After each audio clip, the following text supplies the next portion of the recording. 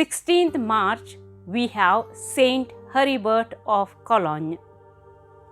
Heribert was born to Count Hugo of Worms in the latter part of the 10th century. He was brilliant and always eager to learn. He was educated at Cathedral School of Worms and the celebrated Abbey of Gorce in Lorraine. He was attracted by the lives of the Benedictine monks and would have joined them, but his father disapproved and called him home.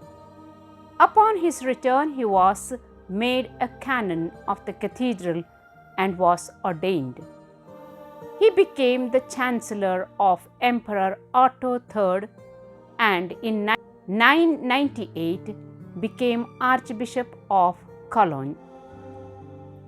Since he could not become a monk, Saint Heribert of Cologne cultivated an intense spiritual life, at the same time serving his people and his diocese tirelessly.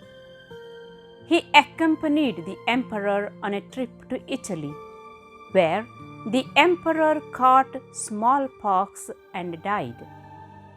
It was Heribert who accompanied the body back to Aachen for burial, carrying with him the imperial emblem for the next emperor, Saint Henry II.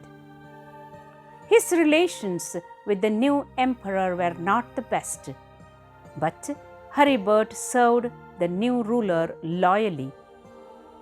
As time went on, the new emperor learned to appreciate the qualities of his chancellor, and toward the end of their lives, the two saints were very close. All the money he could spare from his own personal income, Heribert gave to the poor, sent money to priests throughout his diocese to help the destitute, and even went to hospitals and private homes to help the poor and the sick. During a great drought in the city, he led a procession through the streets of the city to the church of Saint Severinus, and when he rose from his knees at the altar, a torrential rain came down and the year's harvest was saved. People in that part of Germany still pray to him for rain. While on a pastoral visitation of his diocese, Heribert became ill with fever and had himself brought back to Cologne. He died a few days later and was buried at the monastery of Deutz, which he had founded with the help of Emperor Otto III. He was revered as a kindly bishop who gave himself intensely to prayer and poured the riches of his own spiritual life on his people. The confidant of emperors, he never lost touch with God he served or the people to whom he was father and shepherd.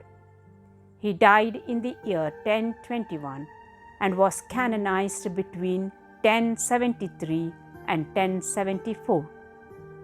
Sometimes we too can be put in what seems an impossible situation like Heribert, with duties and obligations that seem to contradict each other.